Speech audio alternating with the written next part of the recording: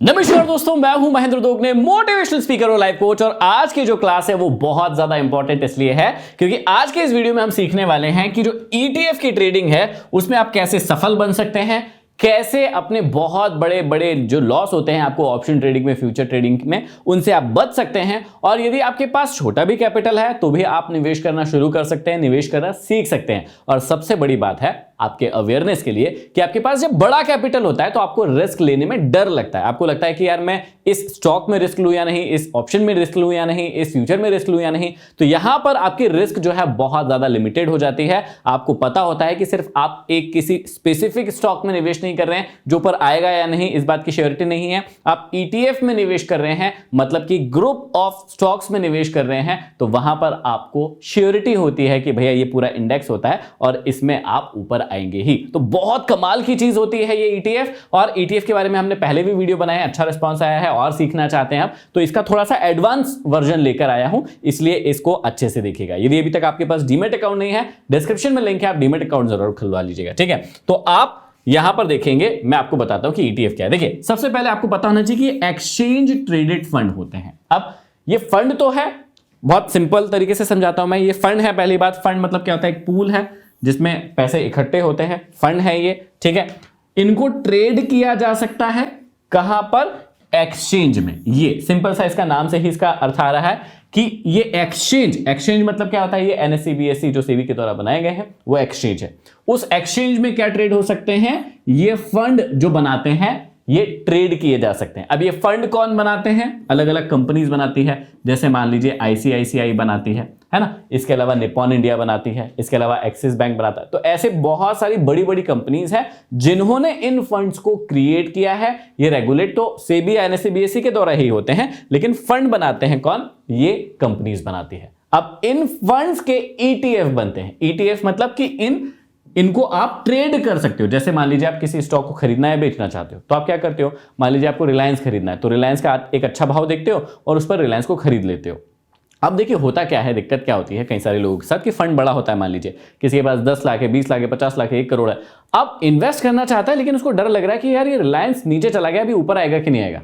आएगा, अच्छी कंपनी है, कोई दिक्कत वाली बात नहीं, फंडामेंटल अच्छे, कोई दिक्कत वाली बात नहीं। लेकिन आपको फिर भी कहीं ना कहीं एक फियर की साइकोलॉजी रहती ही है कि ये कब आएगा, वहीं रह गया तो क्या हो गया, कंपनी में कोई घोटाला हो गया तो क्या हो गया। कई बार ऐसे भी होता है, जैसे मान लीजिए कि किसी व्यक्ति ने 5 स्टॉक्स का अपना एक पोर्टफोलियो बना लिया। अब क्या होता है कि उसमें से 3 कंपनी तो अच्छी चल रही, 2 कंपनी ने उसको डुबा दिया, मतलब नीचे चली गई। तो दिक्कत क्या हो जाती है कि जितना प्रॉफिट उसने 3 में कमाया था, 2 में उतना ज्यादा लॉस हो गया, वो लगभग कम परसेंट या बराबर ही रह गया। तो कभी कभी वो वाली दिक्कत भी आ जाती है कि आपका स्टॉक ऑफ जो सिलेक्शन ऑफ स्टॉक रहता है वो गड़बड़ रहता है। ईटीएफ में मजेदार बात ये है कि ये पूरा का पूरा एक इंडेक्स के ऊपर ही काम करता है। जैसे मान लीजिए निफ्टी 50 का ईटीएफ, तो इसमें क्या होता है कि इंडिया की जो टॉप निफ्टी की कंपनी है, 50 जो कंपनीज है, उसका जो एवरेज रहेगा वो आपको यहां पर रिटर्न मिलेगा। अब आपको पता ही होगा कि जो इंडेक्स के रिटर्न होते हैं वो सारे रिटर्न्स को लंबे समय में बीट ही करते हैं यदि व्यक्ति पेशेंसफुल बना रहे तो। इस बात को आपको समझना होगा।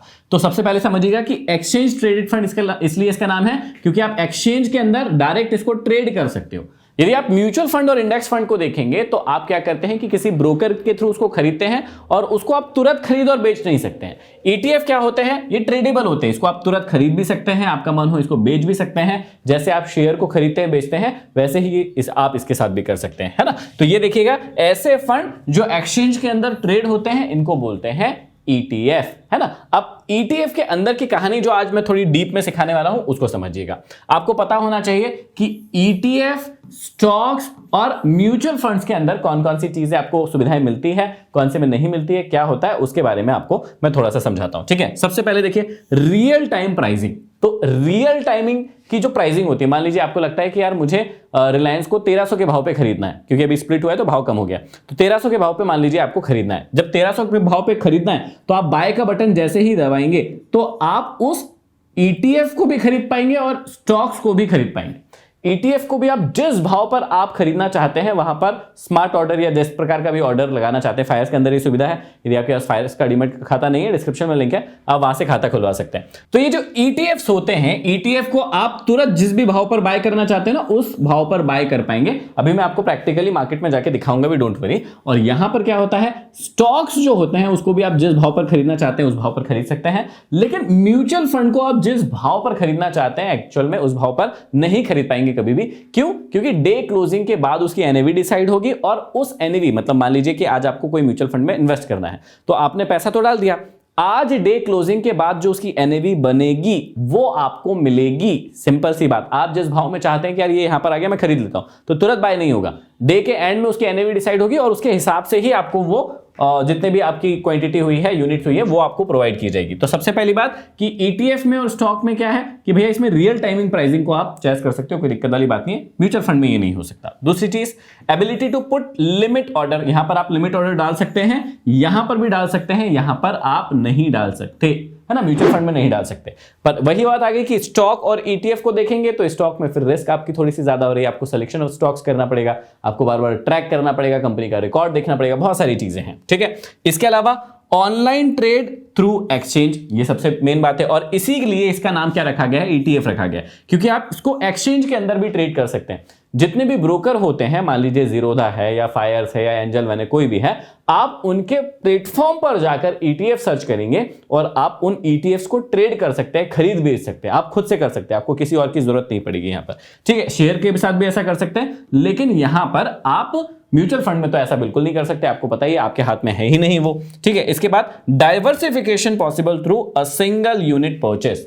देखो अब क्या होता है कि मान लीजिए आपने रिलायंस का शेयर खरीदा, है ना, अब आप सिर्फ रिलायंस का शेयर खरीद के क्या डाइवर्सिफिकेशन कर सकते हैं?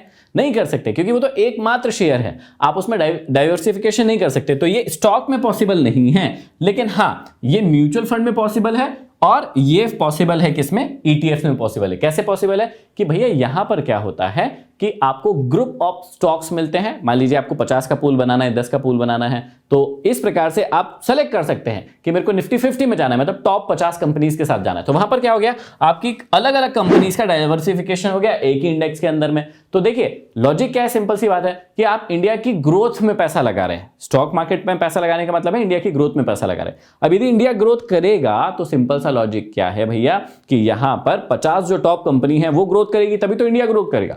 मान लीजिए रिलायंस है, अडानी है, डाबर है, या फिर कोई और अच्छी IT की कंपनी है, विप्रो है, इन्फोसिस है, ये सारी कंट्री ग्रो करेगी, तो वही कंट्री ग्रो ये दिखा रहा है ना कि हमारे लोग उसका कंजम्पशन कर रहे हैं उन प्रोडक्ट्स को, तभी वो कंपनीज चल रही है, तभी वो बाइक बिक रही है, तभी वो ऑटो बिक रहा है, तभी वो शक्कर बिक रही है, जो भी प्रोडक्ट है वो बिक रहा है। तो सीधी सी बात है, कंपनी की ग्रोथ डिपेंड करती है कि कंपनीज क्या परफॉर्म कर रही है। कंपनीज बढ़ रही है मतलब कंट्री की जो है ग्रोथ भी धीरे धीरे करके बढ़ रही है। तो यहां पर इस बात को समझना पड़ेगा कि हम जब ETF में और म्यूचुअल फंड में पैसा लगाते हैं, इसका मतलब हम डाइवर्सिफिकेशन कर रहे हैं, मतलब हम किसी ग्रुप में लगा रहे हैं, और ग्रुप कभी भी एक साथ बर्बाद नहीं हो सकता ना। ग्रुप की 1-2 कंपनी, मान लीजिए 50 कंपनी है, 50 में से 3, 4, 5 बर्बाद हो सकती है, कुछ उनके साथ गड़बड़ हो सकता है, जो कि नई कंपनी आ जाएगी उसकी जगह। लेकिन यदि आपने कोई ऐसा स्टॉक खरीद लिया, जैसे मान लीजिए अडानी के साथ हुआ था कि अडानी 4000 के भाव पे चला गया था, है ना, अडानी एंटरप्राइजेस, अब 4000 के भाव से वो आ गया सीधा 1000 पे। तो अब व्यक्ति सोचता है कि यार मैंने 4000 में खरीदा, 1000 पर आ गया, तो उसको तो इतना बड़ा नुकसान हुआ यहां पर। तो सिंपल सी बात समझने वाली क्या है कि आप जब इंडिविजुअल स्टॉक खरीदते हैं तो वहां पर डाइवर्सिफिकेशन नहीं कर सकते, लेकिन ऐसा पॉसिबल है ETF में और म्यूचुअल फंड में, ठीक है। और एग्जिट लोड जो होता है, जो एक पॉजिटिव बात है, एग्जिट लोड ये पॉजिटिव है, इसको नेगेटिव मत देखिएगा। ETF में सारी चीजें पॉजिटिव चल रही है और ये भी पॉजिटिव ही है, तो यहां पर कोई भी एग्जिट लोड आपको नहीं देना पड़ता। एग्जिट लोड किसे बोलते हैं? जब आपको प्रॉफिट हो जाता है तो आप इससे निकलना चाहते हैं कि भैया मुझे इतना 1000 का या लाख का प्रॉफिट मिल गया, अब मैं इसमें नहीं रहना चाहता हूं, इससे मुझे बाहर होना है। तो जब बाहर होते हैं और अपने जो चीज आपने खरीदी है उसको बेचते हैं, तो वहां पर एग्जिट लोड लगाते हैं। लेकिन कहां पर लगता है वो म्यूचुअल फंड के अंदर लगता है। ये खराब चीज है, ठीक है। अब वो स्टॉक के अंदर भी नहीं लगेगा और यहां पर भी नहीं लगेगा। तो एक हिसाब से देखें यदि आप, तो ETF जो है हर चीज में ग्रीन ही आ रहा है, ये रेड नहीं है, ये भी ग्रीन ही है, क्योंकि आपको एग्जिट लोड नहीं लग रहा है। इसलिए एक थोड़ा सा विचार कीजिएगा कभी कि यदि आपको ETF के बारे में नहीं पता है तो आपको सीखना चाहिए, समझना चाहिए, स्टॉक को भी समझना चाहिए। स्टॉक में थोड़ा सा रिस्क इस प्रकार से है कि आपको इंडिविजुअली जो सेलेक्ट करते हैं स्टॉक, हो सकता है कि आपका सिलेक्शन कभी कभी गड़बड़ निकल जाए, लेकिन ETF में मजेदार बात यह है कि ये पूरा का पूरा इंडेक्स होता है। अब इसमें सबसे मजेदार बात मेरे को ये बताना है आपको कि आप इसको ढूंढे कहां से। कई लोगों को ना ETF नहीं मिलते, कई लोग कहते हैं कि सर हमको आपने सिखा तो दिया लेकिन ETF ढूंढना कहां है। तो उसके लिए मैं आपको एक प्रोसीजर बता देता हूं, सिंपल सी चीज है। कौन से टॉप ETF है, किसमें वॉल्यूम है, क्या क्या देखना है, मैं आपको सीधा NSE की वेबसाइट पर लेकर चलता हूं और वहां पर दिखाता हूं। अब देखिए सीधा मैं आपको NSE की वेबसाइट पर लेकर आ गया हूं और इस वेबसाइट पर आपको क्या करना है, यहां पर गूगल पर लिखना है NSE इंडिया, आपके सामने आ जाएगा NSE इंडिया। और ये मैंने क्या किया है, NSE इंडिया को खोल लिया है ना। NSE इंडिया को खोलने के बाद मैंने क्या किया है, यहां पर आपको इस प्रकार से कुछ चीजें दिखाई देगी। आपको थोड़ा सा नीचे आना है और नीचे आने के बाद यहां पर व्यू ऑल का एक ऑप्शन आएगा, इस पर जाना है। जब आप व्यू ऑल के ऑप्शन पर जाएंगे तो यहां पर आपको एक्सचेंज ट्रेडेड फंड दिखाई देगा जो कि यहां पर है, ठीक है। इस एक्सचेंज ट्रेडेड फंड को आपको क्लिक करना है। जब आप इस एक्सचेंज ट्रेडेड फंड को क्लिक करेंगे तो यहां पर जितने भी ETFs हैं, है ना, यहां पर लाख, करोड़ और बिलियंस, तो यहां पर करोड़ वाले पर मैंने लगा के रखा है, जितने भी इसके अंदर NSE के अंदर लिस्टेड है। क्योंकि देखिए कंपनी आपको अपने आप को कहां पर लिस्ट करेगी, ETF के NSE BSE बनाते नहीं, ये कोई कोई कंपनी बनाती है, जैसे ICICI हो गया, निपॉन हो गया, मिरई हो गया, ऐसे असेट्स जो मैनेज करती है ऐसी कंपनीज बनाती है। अब ये जो कंपनी है वो यहां पर एक्सचेंज में लिस्टेड होती है। तो यहां पर आप देख लीजिए कि भैया कौन कौन से होते हैं। तो यहां पर बहुत सारे ETFs है, बहुत सारे ETF है। लेकिन सबसे इंपॉर्टेंट बात जो आपको ETFs में ध्यान रखना होता है, व्यक्ति ETF क्यों नहीं करता है, क्योंकि उसे लगता है इसमें वॉल्यूम नहीं है। सही बात है, खरीदने बेचने वाला ही नहीं मिलेगा आपको तो दिक्कत हो जाएगी आपके साथ। तो आपको क्या करना है, सिंपल चीज कि आपको आना है यहां पर वॉल्यूम वाले सेक्शन में, यहां पर, और वॉल्यूम वाले सेक्शन में आके आपको यहां पर ये नीचे का साइन दिखाना है, ठीक है। जिसमें भी जिन भी ETFs में सबसे ज्यादा वॉल्यूम होंगे वो यहां पर आपको नजर आने लगेंगे। अब देखिए यहां पर मैं आपको बताता हूं कि सबसे ज्यादा वॉल्यूम किसका चल रहा है आज। तो देखिए यहां पर आपको दिख रहा होगा, यहां पर निशान लगवा दूंगा मैं कि यहां पर गोल्ड बिज में देखिए आज कितना ज्यादा वॉल्यूम चल रहा है, मतलब यहां पर खरीदी बिक्री हो रही है। तो यहां पर देखिए 72 लाख का जो वॉल्यूम चल रहा है यहां पर, है ना, 72 लाख लोग ट्रांजैक्शन कर रहे हैं। इसके बाद सेकंड वॉल्यूम चल रहा है आज IT में, IT का जो बिज है या IT का जो ETF है उसमें 70 लाख का वॉल्यूम चल रहा है। उसके बाद सिल्वर में 68 लाख का चल रहा है। इसके बाद यहां पर और भी है, IT है वापस से, इसमें 55 लाख का चल रहा है। फिर टाटा का गोल्ड है, इसमें 25 लाख का चल रहा है ना। फिर और भी बहुत सारे हैं। अब देखिए यहां पर आप सिर्फ और सिर्फ जो है गोल्ड में, सिल्वर में, निफ्टी 50 में ही ट्रेड नहीं कर सकते, इनके ETF नहीं होते, गोल्ड के ETF भी होते हैं। यहां पर अमेरिकन मार्केट के भी ETF होते हैं। ये देखिए यहां पर ये MAFANG, यदि इसको देखेंगे तो यहां पर अमेरिका की जो टॉप कंपनी है, जैसे मान लीजिए टेस्ला है, जैसे मान लीजिए माइक्रोसॉफ्ट है, जैसे मान लीजिए गूगल है, इनके शेयर्स को भी यहां पर ETF में कन्वर्ट करके एक ETF का पूरा ये बनाया गया है। तो आप यदि इसमें निवेश करते हैं, जैसे इसका वॉल्यूम क्या चल रहा है अभी, 10 लाख का वॉल्यूम चल रहा है, अच्छा वॉल्यूम होता है। तो यदि इनमें भी आप ट्रेड करना चाहते हैं, मतलब अमेरिकन मार्केट में भी ट्रेड करना चाहते हैं, तो कई लोग पूछते हैं भैया कैसे करें, आप ETF के थ्रू वहां पर भी ट्रेड कर सकते हैं। अभी अमेरिकन मार्केट लगभग 20% भागा है ट्रंप के चुनाव जीतने के बाद में, तो आप वहां पर भी सीधा का सीधा अपना पैसा निवेश कर सकते हैं ETF के माध्यम से। तो यदि आपको ढूंढना है तो ये NSE की वेबसाइट है, मैंने आपको पूरा प्रोसेस बता दिया कहां से अच्छे ETF को ढूंढते हैं। सबसे मेन चीज है आपको वॉल्यूम देखना पड़ेगा। अब जैसे मैं इसको चेंज करता हूं वॉल्यूम को, तो यहां पर देखिए जीरो वॉल्यूम वाले भी कई सारी चीजें आएंगी। ये देखिए यहां पर देखिए इसमें वॉल्यूम ही नहीं है, जीरो है, कोई लोग ही नहीं है खरीदने बेचने के लिए। कौन कौन से ETF है यहां पर, ये देखिए बहुत सारे ETF ऐसे पड़े हुए हैं जहां पर कोई वॉल्यूम ही नहीं है। देखो 1 लोग है, 7 लोग है, 11 लोग है, 11 लोग है, 12 लोग है, 14 लोग है। तो ऐसे ETF में आपको नहीं फंसना है, बस इतनी सी बात का ध्यान देना है। जो फेमस ETF होते हैं, जो जिसमें वॉल्यूम अच्छा होता है, उसके अंदर ही आपको इसको देखना चाहिए। अब देखिए मैंने आपको यह समझा दिया कि इसको ढूंढना कहां पर है, वॉल्यूम कहां पर देखना है। वॉल्यूम देखना बहुत जरूरी है, बहुत सारे अच्छे लोग होना चाहिए इसको ट्रेड करने के लिए उस ETF को, ठीक है। अब मेन चीज आती है कि भैया ट्रेड स्ट्रैटेजी क्या बना सकते हैं और इंडिया के फेमस ETFs जो हैं वो क्या क्या है। तो मैंने भी अपनी एक लिस्ट बनाकर रखी है ETFs की, मैं आपको वो भी दिखा देता हूं ताकि आपको थोड़ा सा समझ में आए। यहां पर मैंने अलग अलग ETF की एक लिस्ट बनाकर रखी है जिसमें सारी की सारी चीजें हैं। जैसे मान लीजिए सबसे पहला ETF जो है मेरे पास वो है निफ्टी बिज। अब ये बिज क्या होता है, देखिए बिज का मतलब होता है यहां पर निपॉन इंडिया ने अपने ETFs की जो श्रृंखला है उसको बिज के नाम से रखा है। कई लोगों को लगता है कि बिज मतलब ही ETF होता है, नहीं। निपॉन इंडिया जो है ना उसने अपने नाम के साथ में बिज जोड़ा है। दूसरी कंपनी जोड़ेंगे, देखेंगे ETF, जैसे ICICI का ETF देखेंगे या एक्सिस का ETF देखेंगे तो हो सकता है उसके आगे बिज ना लिखा हो, तो टेंशन मत लेना, ये कंपनी का नाम है और निपॉन इंडिया ने इसको बिज करा है, ठीक है। तो यहां पर जितने भी ये बिज दिख रहे हैं इसका मतलब ये निपॉन इंडिया कंपनी के हैं, इस बात को समझिएगा। तो निफ्टी 50 बिज मैंने सेलेक्ट किया। अब निफ्टी 50 बिज निफ्टी 50 के ईटीएफ और दूसरी कंपनी के भी हो सकते हैं, लेकिन निप्पॉन इंडिया में वॉल्यूम अच्छा होता है, निप्पॉन इंडिया में बहुत सालों से चल रहा है, तो उसके अंदर करना बहुत ज्यादा सेफ है क्योंकि वॉल्यूम अच्छा होता है। अब ये निफ्टी 50 जो बिज है, मान लीजिए यहां पर निप्पॉन इंडिया का, ये जो है अभी 270 रुपए के भाव का चल रहा है। थोड़े दिन पहले ये यहां पर था लगभग 293 290 के भाव पर चल रहा था। अभी ये नीचे आ रहा है क्योंकि निफ्टी नीचे आ रहा है। अब आपको क्या रिटर्न मिलेगा? निफ्टी 50 के बिज में निवेश करने से आपको वही रिटर्न्स मिलेंगे जो आपको निफ्टी 50 के इंडेक्स में दिख रहे हैं, कई बार थोड़े उससे ज्यादा ही मिल जाते हैं ईटीएफ के अंदर। मतलब यदि आप निफ्टी 50 बिज या निफ्टी 50 के ईटीएफ में पैसा लगा रहे हैं, इसका सेम मतलब होता है कि आपका जो पैसा है वो निफ्टी 50 की 50 कंपनीज में लगा है। सिंपल सी चीज है। इसके बाद हमारे पास एक ईटीएफ है बैंक बिज। इसमें जितने भी बैंक्स, मान लीजिए बैंक, निफ्टी बैंक जो आप देखते हैं, तो निफ्टी बैंक के अंदर जो कंपनीज होती हैं, जितनी बैंक्स होती हैं, वो इसके अंदर होती हैं। तो यदि आप इसमें पैसा लगाते हैं, इसका मतलब आप निफ्टी बैंक में पैसा लगा रहे हैं। पीएसयू बैंक मतलब सरकारी बैंक, आपको लगता है कि भैया हमारी सरकारी बैंक आने वाले समय में कमाल करेगी, आप इसमें पैसा लगा सकते हैं। क्या रिटर्न मिलता है? वही जो पीएसयू बैंक मिलकर जो उनका इंडेक्स आपको रिटर्न देगा। फार्मा बिज, फार्मा की जो टॉप कंपनीज होती हैं उनके अंदर पैसा लगाना है तो आप फार्मा बिज के अंदर पैसा लगा सकते हैं, उसके ईटीएफ में पैसा लगा सकते हैं। ऑटो में यदि पैसा लगाना है, देखो ऑटो सेक्टर जो है बहुत लंबे समय से बहुत ऊपर जा रहा था। यहां से देखिए कितना लंबा समय, यहां से यदि डेली का चार्ट है, यहां से देखें आप 2023 के बाद से ये सीधा सीधा रॉकेट की तरह ऊपर गया था। अभी ये ऑटो में करेक्शन आ रहा है, अच्छा खासा करेक्शन है। इतना बड़ा करेक्शन पिछले 1-1.5 साल में नहीं आया, तो अच्छा खासा करेक्शन है। आपको लगता है यार ऑटो इंडस्ट्री फ्यूचर में और ऊपर जाएगी, आप वहां पर निवेश कर सकते हैं। आईटी बेस, ये सब निप्पॉन इंडिया के। आईटी बेस, आईटी मतलब आप इंफॉर्मेशन टेक्नोलॉजी में लगता है आपको कि यार बढ़िया पैसा बनेगा या आगे जाके कंपनी अच्छा करेगी, तो आप इसमें पैसा लगा सकते हैं। टॉप आईटी कंपनीज इसके अंदर है। इसके बाद देखिए स्मॉल कैप। अब देखो ये एचडीएफसी का है, तो ये स्मॉल कैप का फंड अलग है, ये ईटीएफ ही है लेकिन एचडीएफसी का है, इसलिए इसके अंदर बिज नहीं लिखा है। ठीक है, इस बात को समझिएगा। तो यदि आपको एचडीएफसी के स्मॉल कैप में जिसमें 250 कंपनी है उसमें पैसा लगाना है, इसमें लगा सकते हैं। मिड कैप है मेरे पास किसका? एक्सिस बैंक, आईसीआईसीआई का है, तो इसमें यदि किसी व्यक्ति को लगाना है तो वो इसमें लगा सकता है। नेक्स्ट 50, जैसे निफ्टी 50 होता है उसके बाद नेक्स्ट 50 होता है। निफ्टी 50 में टॉप 50 कंपनी होती है और उसके पीछे जो 50 कंपनी खड़ी रहती है उसको नेक्स्ट 50 बोलते हैं। तो उसका एक ग्रुप है, इसमें भी 50 कंपनीज है, इसमें लगाना है, इसमें लगा सकते हैं। इसके अलावा और भी कुछ फंड है, लेकिन मेन जो दो मेरे को बहुत अच्छे लगते हैं। सिल्वर, देखिए अभी सिल्वर ने यहां से कितना बढ़िया फॉल लगाया है, ये टॉप पर गया था और टॉप के बाद वापस से एक नया बॉटम बनाते हुए आ रहा है। मतलब 1 लाख पहुंच गया था सिल्वर, अभी 88 हजार के करीब में है। तो ये इसका ईटीएफ भी है जिसका भाव कितना है? 85 रुपए।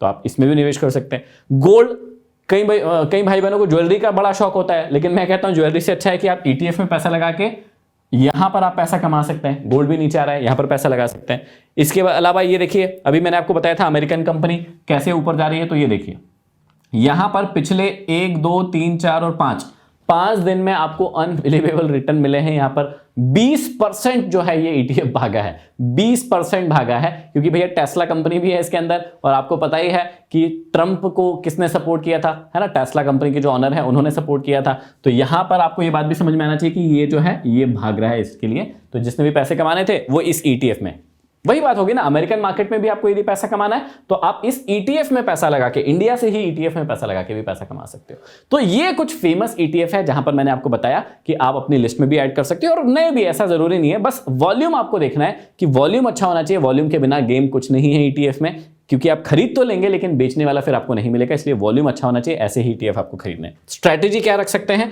सिंपल सी स्ट्रैटेजी हो सकती है कि मान लीजिए आपको निफ्टी 50, या मैं आपको निफ्टी 50 लगा के दिखाता हूं कि आपकी स्ट्रैटेजी क्या हो सकती है।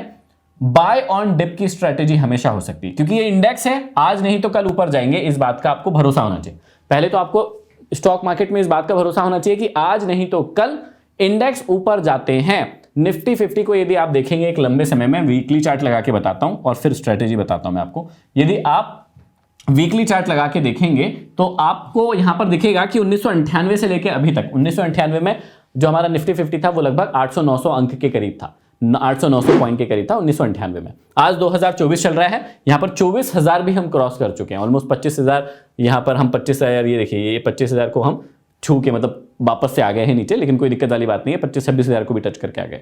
तो 900 पॉइंट से हम 26,000 पॉइंट चले गए हैं, 900 से 26,000 पॉइंट चले गए। मतलब आप रिटर्न सोच ही सकते हैं कि भैया आपको कितना गुना रिटर्न यहां पर मिला होगा। तो आपको इस बात को समझना होगा कि यदि आपको इंडेक्स में भरोसा है तो आपको ETF में भरोसा होना चाहिए, ETF में भरोसा है तो सिंपल सी स्ट्रेटेजी है बाय ऑन डिप। हर 5 से 6% जब भी डिप आता है तो आपको एक नई परचेसिंग करना चाहिए। जैसे अभी 9 से 10% की जो फॉल है वो आ चुका है। आप सिंपल सी स्ट्रेटेजी अपना सकते हैं। आप क्या कर सकते हैं कि हर 5 से 6% के फॉल पर अपनी 25% कैपिटल लगा सकते हैं। ऐसा कर सकते हैं, जैसे मान लीजिए आपके पास 50,000 रुपए है तो आप क्या कर सकते हैं 20% लगा लो कि सबसे पहले 10,000 निवेश कर दिया, 5% के फॉल पे आपको लगा और 5% गिर रहा है तो आपने क्या किया और 10,000 या 15,000 निवेश कर दिया। इस प्रकार से 3 से 4 फॉल में आप अपने पैसे को निवेश कर सकते हैं। यदि बड़ा फॉल आता है तो सीधा आता है, वो आपको दिखता है, और यदि लोअर लो लोअर हाई बना के कोई फॉल आता है तो वो इसी प्रकार से आएगा। 3 से 4 बार में अपने जो लोअर लो लोअर हाई है वो कंप्लीट कर देगा। यदि ये लोअर लो लोअर हाई समझ नहीं आता है